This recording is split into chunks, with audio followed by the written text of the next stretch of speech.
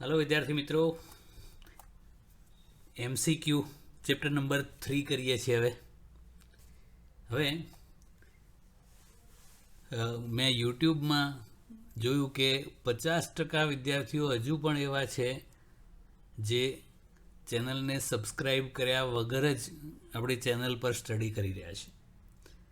તો મિત્રો, આપણી ચેનલ પર એ 1000 સબસ્ક્રાઈબરનો ટાર્ગેટ પૂરો કરવાનો છે। તો જે વિદ્યાર્થી મિત્રોએ સબસ્ક્રાઈબ ના કર્યું હોય ચેનલને, એ તાત્કાલિક સબસ્ક્રાઈબ કરો અને બાજુનો બેલ આઇકન પણ દબાવો, તો તમને રેગ્યુલર નોટિફિકેશન મળતું રહે અને એક પણ લેક્ચર મિસ થયા વગર તમે સ્ટડી કરી શકો। ઓકે, તો આપણે લેક્ચર સ્ટાર્ટ કરીએ છીએ। હવે પહેલો MCQ છે, હાઇડ્રોજન પરમાણુમાં ઇલેક્ટ્રોન 5.3 × 10⁻11 મીટર ત્રિજ્યાની વર્તુળ કક્ષામાં અચળ ઝડપ 2.2 × 10⁻6 મીટર પર સેકન્ડથી ગતિ કરે છે। તો એના વડે રચાતો પ્રવાહ કેટલો? તો મિત્રો, વિદ્યુત ભાર ગતિ કરે એટલે વિદ્યુત પ્રવાહ રચાય। તો અહીંયા કક્ષાની ત્રિજ્યા આપી છે, એની ઝડપ આપી છે। તો V = R ઓમેગા છે, રેખીય ઝડપ અને કોણીય ઝડપ વચ્ચેનો સંબંધ છે। આવૃત્તિ સ્વરૂપે કરવું હોય તો V = R × ઓમેગા એટલે 2πf થાય। આપણે ન્યૂ પણ લખતા હોઈએ છીએ અને ફ્રીક્વન્સી એટલે F પણ લખાય છે। તો V/2πr થાય। ઓકે, તો ઝડપ આપણને આપેલી છે 2, π 3.14, ત્રિજ્યા પણ આપેલી છે। તો એના પરથી આપણને પરિભ્રમણની આવૃત્તિ મળી। હવે પ્રવાહ કેવી રીતે મળે છે એ, તો પ્રવાહની વ્યાખ્યા પ્રમાણે I = Q/T। અહીંયા એક ઇલેક્ટ્રોનનો વિદ્યુત ભાર લેવાનો છે, એનું મૂલ્ય E, અને એક પરિભ્રમણનો સમય લઈએ એટલે આવર્તકાળ કેપિટલ T। પણ 1/, આવર્તકાળ એટલે તો આવૃત્તિ થાય ને, તો 1/T ની જગ્યાએ F એટલે EF થયું। ઓકે, તો E તો આપણને ખબર છે 1.6 × 10⁻19 કુલમ, અને ફ્રીક્વન્સી આપણે શોધી કાઢી, આટલી હર્ટ્ઝમાં હોય 6.6 × 10⁻15। બસ, તો આનો ગુણાકાર કરો એટલે એમ્પિયરમાં જવાબ આવશે 1.06 × 10⁻³ એમ્પિયર। તો ટૂંકમાં એને 1.06 મિલી એમ્પિયર કહેવાય છે। Okay, simple. ઓકે, હવે બીજો MCQ છે, પોતાના પરિઘ ઉપર લેમ્બડા જેટલી રેખીય વિદ્યુત ભાર ઘનતા ધરાવતી R ત્રિજ્યાની એક રિંગ તેના સમતલને લંબ એવી અક્ષને અનુલક્ષીને ઓમેગા જેટલી કોણીય ઝડપથી ભ્રમણ કરતી હોય। આવી એક રિંગ છે, રેખીય ઘનતા લેમ્બડા છે। રેખીય ઘનતા એટલે એકમ લંબાઈ દીઠ વિદ્યુત ભાર। આના સમતલને લંબ એવી અક્ષને અનુલક્ષીને ઓમેગા જેટલા કોણીય વેગથી ભ્રમણ કરે છે। તો આ રીતે કેટલા વિદ્યુત પ્રવાહનું નિર્માણ થાય? તો રેખીય વિદ્યુત ભાર ઘનતા મતલબ એકમ લંબાઈ દીઠ વિદ્યુત ભાર લેમ્બડા છે। તો આખી રિંગ ઉપર આ રીતે રેખીય વિદ્યુત ભાર ઘનતા લેમ્બડા હોય તો આખી રિંગ ઉપર વિદ્યુત ભાર પથરાયેલો કહેવાય।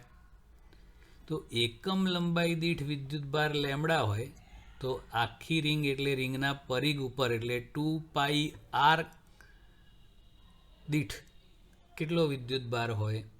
તો 2πr લંબાઈ પરનો વિદ્યુત ભાર થાય 2πr × લેમ્બડા। હવે વિદ્યુત પ્રવાહની વ્યાખ્યા પ્રમાણે I = Q/T। અહીંયા એક પરિભ્રમણ માટે લખીએ એટલે આવર્તકાળ લખવાનો। Q આપણને મળી ગયો 2πr લેમ્બડા/ T। પણ એ 2π/T છે એ તો ઓમેગા કહેવાય, અને R lambda as it is એટલે ઓમેગા × R × લેમ્બડા એટલે R omega lambda. Okay, number 3, એક બેટરી સાથે જ્યારે 2 ઓમ અવરોધ જોડવામાં આવે ત્યારે મળતો પ્રવાહ 0.9 એમ્પિયર છે. ધારો કે આવું છે, બેટરીનું EMF E છે, આ સ્મોલ આર બેટરીનો આંતરિક અવરોધ છે અને કેપિટલ આર બાહ્ય અવરોધ છે. તો 2 ઓમ બાહ્ય અવરોધ જોડીએ તો પ્રવાહ આપણને મળે છે 0.9 એમ્પિયર અને 7 ઓમનો અવરોધ જોડો અહીંયા તો પ્રવાહ મળે છે 0.3 એમ્પિયર. તો બેટરીનો આંતરિક અવરોધ શોધો. તો મિત્રો, ઓમના નિયમ પ્રમાણે આપણે V = IR કરતા હતા. તો અહીંયા EMF E છે, તો આ અવરોધ માટે લખીએ તો I × કેપિટલ R અને આ બંને શ્રેણીમાં છે એટલે plus I × small r. I common કાઢ્યો, અથવા બીજી રીતે કહેવું હોય તો EMF = કુલ પ્રવાહ ગુણ્યા કુલ અવરોધ. આ બંને શ્રેણીમાં છે એટલે અવરોધોનો સરવાળો થાય. હવે 2 સેટ છે. જુઓ, અવરોધ R1 હોય ત્યારે પ્રવાહ I1 છે, અવરોધ R2 હોય ત્યારે પ્રવાહ I2 છે. આ બેમાંથી કશું બદલાતું નથી. તો EMF તો એકનું એક જ રહ્યું. તો EMFનું પહેલું સૂત્ર લખો તો I1 કૌંસમાં R1 પ્લસ સ્મોલ r થાય અને EMFનું બીજું સૂત્ર લખો તો I2 પ્લસ એટલે I2 કૌંસમાં R2 પ્લસ સ્મોલ r થાય. તો એ બંને E તો સરખા જ છે કારણ કે આપણે બેટરી બદલતા નથી, તો બંને સરખાઈ દીધા. I1 0.9 એમ્પિયર આપણને આપેલો છે, કેપિટલ R1 છે 2 ઓમ, સ્મોલ r શોધવાનો છે. બીજા સેટમાં I2 0.3 એમ્પિયર છે, R2 7 ઓમ છે, સ્મોલ r શોધવાનું છે. બસ, તો કૌંસ છોડીએ, સાદુરૂપ આપી દઈએ તો સ્મોલ r આપણને મળી ગયો 0.5 ઓમ. ઓકે.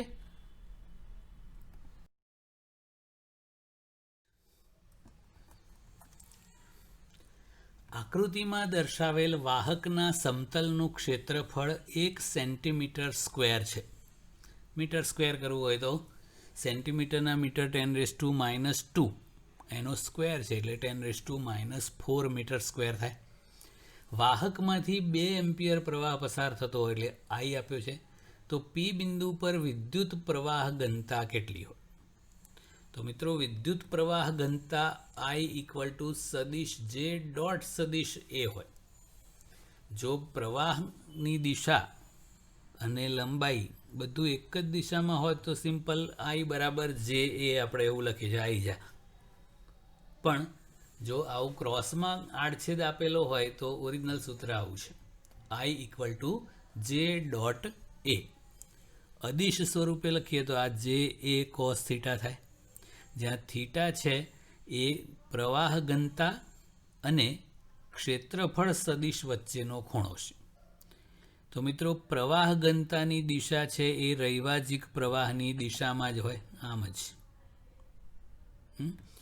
ક્ષેત્રફળ સદિશની દિશા છે એ ક્ષેત્રફળને સમતલને દોરેલા લંબની દિશામાં આમ હોય.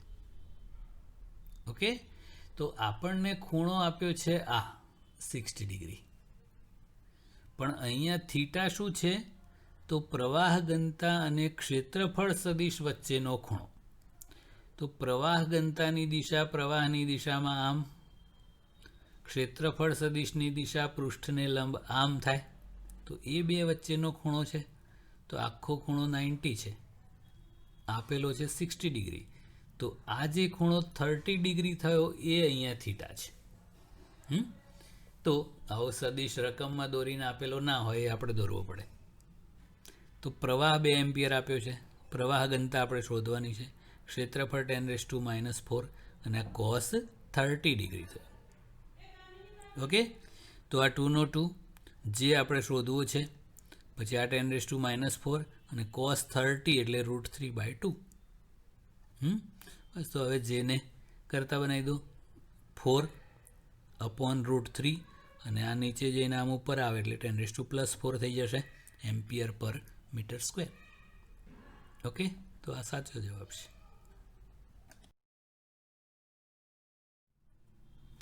ચાલો, હવે એક વાહક તારને વિદ્યુત ક્ષેત્ર 5 × 10⁻⁸ વોલ્ટ પર મીટર લાગુ પાડતા પ્રવાહ ઘનતા એટલે જે આટલી માલુમ પડે છે, તો વાહકની અવરોધકતા કેટલી હોય? તો મિત્રો આપણને વિદ્યુત ક્ષેત્ર E અને પ્રવાહ ઘનતા જે આપેલા છે. સંબંધ આપણને ખબર છે જે બરાબર સિગ્મા E, આ ઓરિજિનલ સંબંધ છે. આપણને અવરોધકતા માંગી છે, તો એ અવરોધકતા છે એ વાહકતાના વ્યસ્ત બરાબર હોય. તો આ વાહકતાની જગ્યાએ 1 અવરોધકતા મૂકી દીધી. તો જે બરાબર E/ρ, આપણને અવરોધકતાને કરતા બનાવી દો. તો ρ = E/J. E આપેલું છે, જે આપ્યું છે, ગુણોત્તર કરી દો, જવાબ. ઓકે.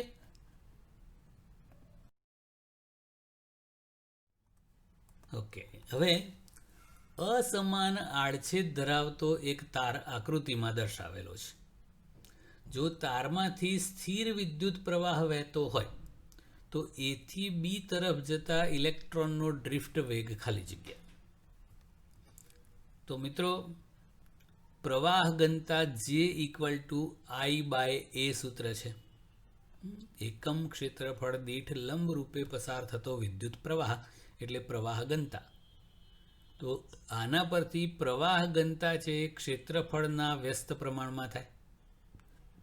તો જેમ આગળ જઈએ એમ ક્ષેત્રફળ વધતું જાય છે આડછેદનું. તો આડછેદનું ક્ષેત્રફળ વધતું જાય એટલે પ્રવાહ ઘનતા J ઘટતી જાય. હવે આપણને ડ્રિફ્ટ વેગનું પૂછ્યું છે. તો ડ્રિફ્ટ વેગ અને પ્રવાહ ઘનતાનો સંબંધ છે J બરાબર NEVD. તો પ્રવાહ ઘનતા ઘટતી જાય છે તો VD પણ ઘટતો જાય.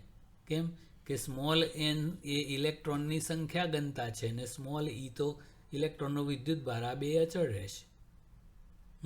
તો જેમ પ્રવાહ ઘનતા ઘટતી જાય છે માટે ડ્રિફ્ટ વેગ પણ ઘટતો જાય. સિમ્પલ. બરાબર ધ્યાન આપજો. એક અવરોધક તારને ખેંચીને તેની લંબાઈમાં 100% વધારો કરવામાં આવે છે. 100% લંબાઈ વધારીએ એનો મતલબ શું થાય કે પહેલાં L હોય તો પછી બીજી L એટલે 100%નો વધારો થાય એટલે 200% થઈ જવી જોઈએ. એટલે પહેલાં લંબાઈ L હોય તો પછી 2L થઈ જાય. તો તારના વ્યાસમાં ઘટાડો થાય છે નેચરલી, ખેંચીએ એટલે પતલોય થાય ને. તો ખેંચેલા તારના અવરોધમાં થતો ફેરફાર ખાલી જગ્યા હશે. અહીંયા પ્રતિશત ફેરફાર શોધવાનો છે. તો પહેલાં લંબાઈ ધારો કે L હતી, પછી ખેંચ્યા પછી 2L થઈ. હવે અહીંયા ક્યાંય ક્ષેત્રફળનો કોઈ ઉલ્લેખ કરેલો નથી. તો આપણું અવરોધનું અને લંબાઈનું સૂત્ર છે R = ρL/A. તો લંબાઈ વધતી જાય જોડે ક્ષેત્રફળે ઘટતું જાય ને, પણ ક્ષેત્રફળ વિશે કોઈ માહિતી નથી. તો શું કરીશું? તો ઉપર નીચે L વડે ગુણો. તો ઉપર L² થઈ ગયું ને નીચે AL. હવે આ AL એટલે આડછેદનું ક્ષેત્રફળ ગુણ્યા લંબાઈ કરો એટલે તો તારનું કદ થઈ જાય ને. તાર નળાકાર હોય એટલે કદ થઈ ગયું ને, કદ તો અચળ જ રહે. તો અવરોધકતા ρ અચળ છે, કદ V અચળ છે, માટે R ચલે છે L² લખાય. તો બે ગુણોત્તર સ્વરૂપે લખો તો આ R2/R1 = L2² L2² એટલે 2L², L1² એટલે L². તો આ 4L²/L² એટલે 4 થઈ જાય. હવે પ્રતિશત ફેરફાર શોધવો હોય તો આપણે પેલું ΔZ/Z કરતા હતા ને એવું છે, સાપેક્ષ ફેરફાર. તો આને ઉપર વિયોગ કરીએ તો શું થશે? R2 - R1/R1. આ 4/1 કહેવાય. તો એમાં વિયોગ કરો તો 4 - 1/1 કહેવાય. એટલે 3. હવે બંને બાજુ 100 વડે ગુણી નાખો એટલે પ્રતિશત ફેરફાર થઈ જાય. આ છે એ આંશિક ફેરફાર અથવા સાપેક્ષ ફેરફાર કહેવાય. 100 વડે ગુણો તો પ્રતિશત ફેરફાર કહેવાય. તો R2 - R1/R1 × 100 અને 100 વડે ગુણો એટલે 300%. ઓકે. તો મોટા ફેરફારો હોય તો આ રીતે ગુણોત્તરથી કરવાનું છે, સૂક્ષ્મ ફેરફારો હોય તો વિકલનથી થાય છે.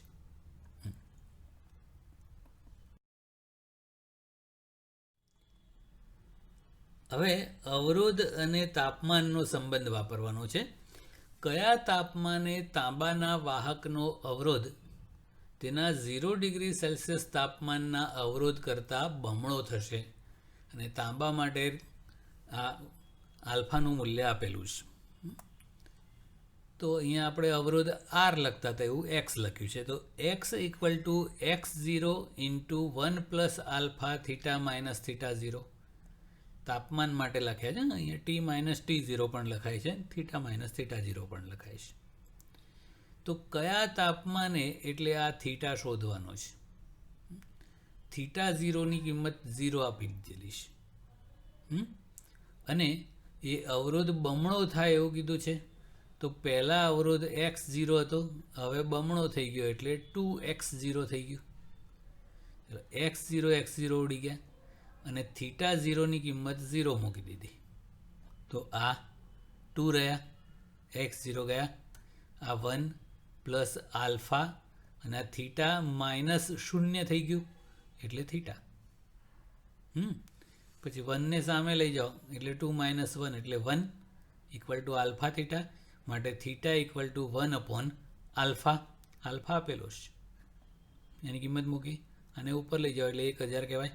તો 1000 ભાગ્યા 3.9 કરો એટલે જવાબ. ઓકે, એટલે આ જવાબ સાચો છે.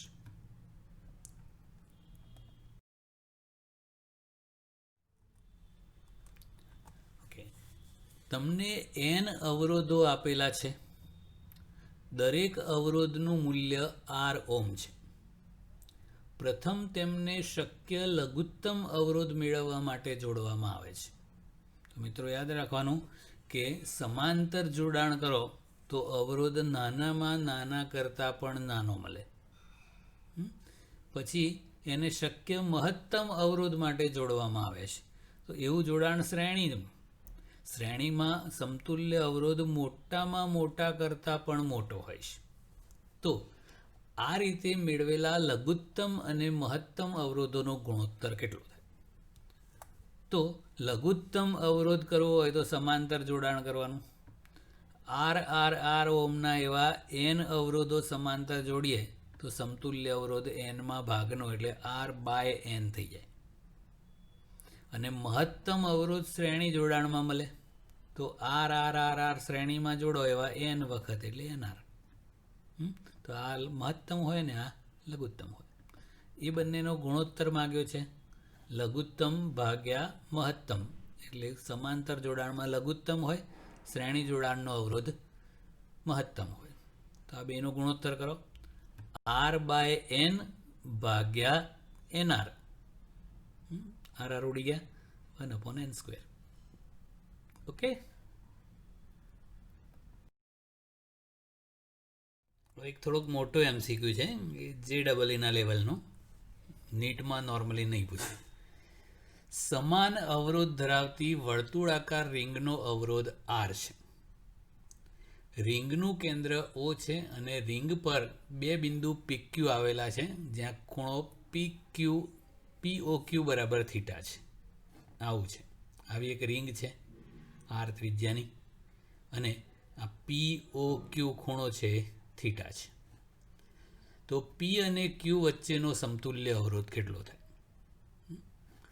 હવે અહીંયાથી પ્રવાહ આવે તો આમ બે ફાંટામાં વિભાજિત થઈ જાય, પછી અહીંયા જઈને ભેગો થઈને પછી બહાર. એ ફાંટા પડે એનો મતલબ શું થાય કે સમાંતરમાં જોડાણ કયા તો આ એક મોટી ચાપ છે એ અને આ નાની ચાપ, એ બંને એકબીજાના સમાંતરમાં છે એવું કહેવાય. બસ, તો આ બેનો અવરોધ શોધી કાઢવાનો અને પછી સમાંતર જોડાણનું સૂત્ર વાપરવાનું. તો પહેલાં તો લંબાઈઓ શોધવી પડશે, કારણ કે આપણે r બરાબર ρl/a માં કિંમત મૂકવી પડશે ને. તો ખૂણો બરાબર ચાપ ભાગ્યા ત્રિજ્યા, તો ચાપ બરાબર ત્રિજ્યા ગુણ્યા ખૂણો થાય. તો આ નાની ચાપની લંબાઈ ધારો કે L1 કહીએ તો ત્રિજ્યા આર ઇન્ટુ ખૂણો થીટા. ઓકે, આખો ખૂણો એટલે 360 ડિગ્રી એટલે 2π રેડિયન કહેવાય. આ થીટા છે તો બાકી કેટલો રહ્યો કહેવાય 2π માઇનસ થીટા. તો એ મોટી ચાપની લંબાઈ કેટલી થાય તો ત્રિજ્યા ગુણ્યા ખૂણો એટલે r ઇન્ટુ 2π માઇનસ થીટા. તો આ બે લંબાઈઓ મળી ગઈ.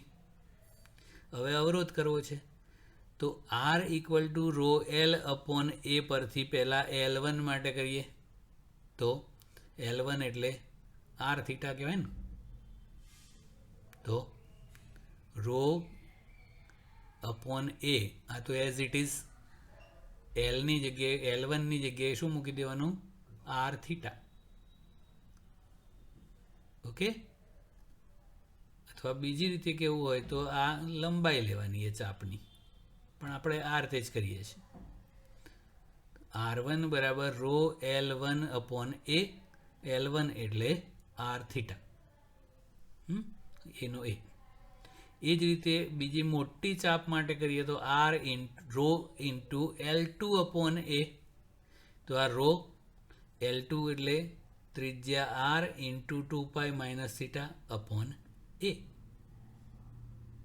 ઓકે, હવે આ બંને ચાપ જે છે એ PQ આગળ એકબીજાને સમાંતર છે. તો સમતુલ્ય અવરોધ PQ વચ્ચેનો શોધવો હોય તો સમાંતર જોડાણનું સૂત્ર વાપરીએ. આપણે 1/r equal to 1/r1 plus 1/r2 કહીએ છીએ. અહીંયા લસા કરીને ઉલટાઈ દો તો r1 into r2 upon r1 plus r2 થઈ જાય. તો આ r1 into r2 upon r1 plus r2 એ કિંમતો મૂકી. હવે સાદું રૂપ આપવાનું તો એક r કોમન કાઢી દેવાનો, નીચેથી એ કોમન કાઢી દેવાનો, રો કોમન કાઢી દેવાનો, તો રો r અને એ આટલું ઉડી જશે. એક બચશે, એક ઉડશે અને આ રીતનું થઈ જશે. હવે આપણે જવાબ એ રીતનો લાવવાનો છે કે નીચે 4π² જોઈએ છે. અહીંયા નીચે 2π જ છે એટલે આપણે એને 2π વડે ગુણીએ અને 2π વડે ભાગીએ એટલે છેદમાં 4π² ઇન્ટુ એ થઈ જાય. એ તો ઉડી ગયો ને, એ તો કોમન કાઢીને ઉડી ગયો છે. એટલે 4π² નીચે રહ્યું. પછી આ જે આખી રિંગ છે એના અવરોધની વાત કરીએ તો આખી રિંગનો અવરોધ r છે, રો એલ અપોન એ.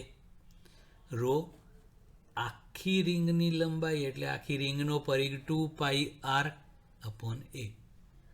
તો આ સૂત્રમાં રો 2πr અપોન એ આટલાની જગ્યાએ કેપિટલ R મૂકી દેવાનો છે. બાકીનું જે બચ્યું એમનું એમ જ, આ થીટાનો થીટા 2π માઇનસ થીટા અને આ 4π² થઈ ગયું. આ એ ક્યાં ગયો ખબર પડી? Rho into 2πr upon A, rho into 2π small r upon A આખાની જગ્યાએ કેપિટલ R મૂકેલો છે. એટલે આ રિંગના ટોટલ અવરોધના સ્વરૂપમાં PQ વચ્ચેનો સમતુલ્ય અવરોધ મળી ગયો. ઓકે, એટલે આ જવાબ છે.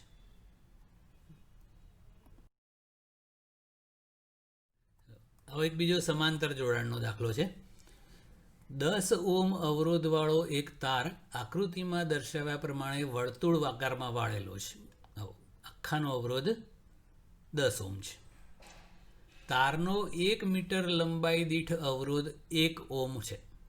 તો AB વચ્ચેનો સમતુલ્ય અવરોધ 2.4 ઓહ્મ હોય તો નાના ચાપની લંબાઈ એટલે આની લંબાઈ શોધો. તો આપણે પહેલાં અવરોધની વાત કરીએ તો આખા તારનો અવરોધ 10 ઓહ્મ છે. નાના ચાપનો અવરોધ આપણે ધારી લઈએ, ધારો કે R ઓહ્મ છે.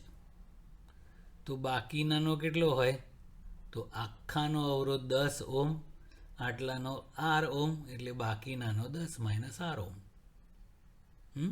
પછી આગળના દાખલામાં કર્યું એ પ્રમાણે એ અને બી સાથે આ બંને ચાપ સમાંતરમાં ગણાય. તો આર અને 10 - આર એ બે સમાંતર જોડાણ થયું. તો સમતુલ્ય અવરોધનું સૂત્ર લખીએ તો 1/r' equal to 1/r1 + 1/r2. A 1/r' એટલે આ આપેલો અવરોધ છે ને એ r' એટલે સમતુલ્ય અવરોધ એટલે 1/2.4 ઇક્વલ ટુ 1/r1 એટલે આ નાના ચાપનો અવરોધ r પ્લસ 1/r2 એટલે આ મોટી ચાપનો અવરોધ 10 - r. પછી આ 24 લખીએ તો ઉપર 10 જતા રહે ને. પછી આ લસા કરતો 10 - r પ્લસ r એટલે 10 અને આ ગુણાકાર નીચે r કૌંસમાં 10 - r 10 ઉડી ગયા. અને પછી આનું દ્વિઘાત સમીકરણ બનાવી દીધું r² - 10r + 24 = 0. તો 10ના ભાગ પાડવાના ને 6 ચોક 24 પ્રમાણે થાય. તો r = 6 ઓહ્મ અથવા r = 4 ઓહ્મ. હવે આપણને ખબર છે કે નાનો ચાપ હોય તો r ચલે છે l પ્રમાણે, અવરોધ નાનો હોય તો એની લંબાઈ પણ નાની હોય. તો આ જે 4 ઓહ્મ છે એ આ નાના ચાપનો અવરોધ થયો અને 6 ઓહ્મ છે એ મોટા ચાપનો. પણ આ તો અવરોધ મળ્યો, નાના ચાપનો અવરોધ 4 ઓહ્મ. આપણે તો લંબાઈ માગી છે. તો અહીંયા કીધું છે ને 1 મીટર લંબાઈ દીઠ અવરોધ 1 ઓહ્મ છે. તો અહીંયા 4 ઓહ્મ અવરોધ છે તો લંબાઈ 4 મીટર હોય. તો નાના ચાપની લંબાઈ 4 મીટર. સિમ્પલ.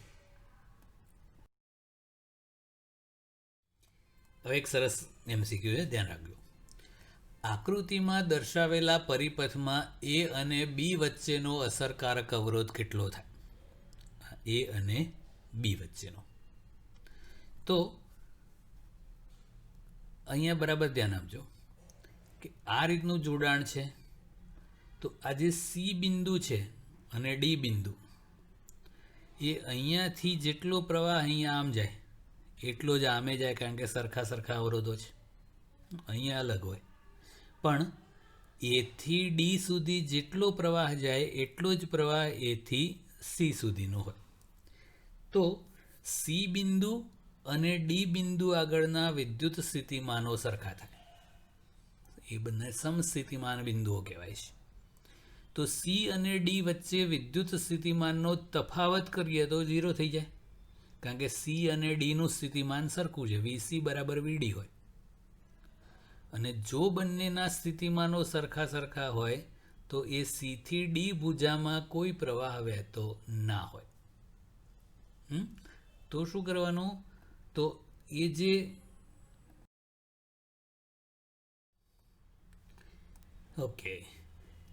હવે નીચેની આકૃતિ બંધ પરિપથનો એક ભાગ દર્શાવે છે. બાકીનું જરૂર નથી એટલે દોરેલું નથી.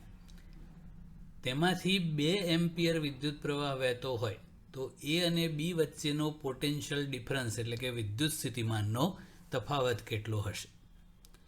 તો ધારો કે A બિંદુ આગળનું વિદ્યુત સ્થિતિમાન VA હોય, B બિંદુ આગળનું વિદ્યુત સ્થિતિમાન VB હોય, તો આપણે VA - VB શોધવું છે. તો મિત્રો ખુલ્લા પરિપથ માટે કિર્ચોફનો બીજો નિયમ લગાડવો હોય તો જે બિંદુએથી શરૂઆત કરો એનું સ્થિતિમાન પહેલાં લખવાનું. ધારો કે એ બિંદુનું સ્થિતિમાન VA છે. પછી અવરોધમાં ગયા તો અવરોધમાં વિદ્યુત સ્થિતિમાનના તફાવતનું મૂલ્ય IR હોય. સંજ્ઞા કેવી રીતે લખવાની? તો જોડે જાઓ તો ખર્ચો. કોની જોડે? તો આપણે એ વાત નથી કરતા, સમજી ગયા બધા. ખર્ચો એટલે માઇનસ થાય એટલે -IR, અને પ્રવાહ સામે મળે તો ખુશ થઈ જવાય એટલે +IR. અવરોધમાં જોડે જાઓ તો ખર્ચો એટલે -IR, સામે મળે તો +IR. પછી બેટરી માટે કેવું હોય?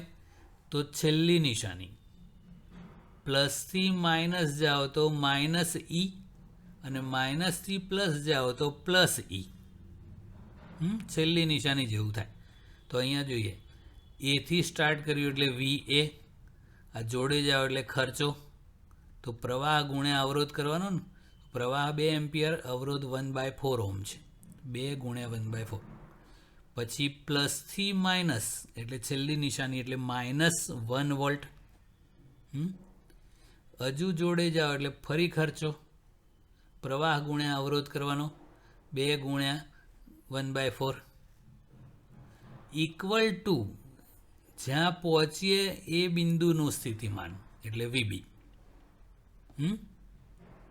બસ તો VA માઇનસ VB શોધવું છે આપણે. તો VBને સામે લઈ ગયા, તો VA minus VB equal to આ થઈ ગયું -1/2, -1 અને આ -1/2, એ બધાને સામે લઈ જાઓ તો આ +1/2 +1/2 +1 થઈ ગયું. તો આ હાફ એટલે 1 + 1 2 થયું એટલે 2 વોલ્ટ. તો આ બે વચ્ચે વિદ્યુત સ્થિતિમાનનો તફાવત થાય 2 વોલ્ટ. ઓકે. હવે મિત્રો આમાં ઘણા બધા MCQ છે. નેટવર્કના જે MCQ છે એ આપણે સેકન્ડ સેશનમાં રાખીશું, એટલે 2 પાર્ટમાં વિભાજિત કરી દીધા છે. એટલે આજનામાં આટલા જ, અને બાકીના જે MCQ છે એ બહુ જ મહત્ત્વપૂર્ણ છે. એ બધા પરિપથો ઉપર આધારિત, અને એ MCQ આપણે સેકન્ડ પાર્ટમાં રાખીશું. તો આજે આટલું, અને સબસ્ક્રાઈબ કરવાનું કોઈ ભૂલવાનું નથી, એ ખાસ યાદ રાખવાનું છે. ઓકે, તો દેટ્સ ઇટ. આજે આટલું.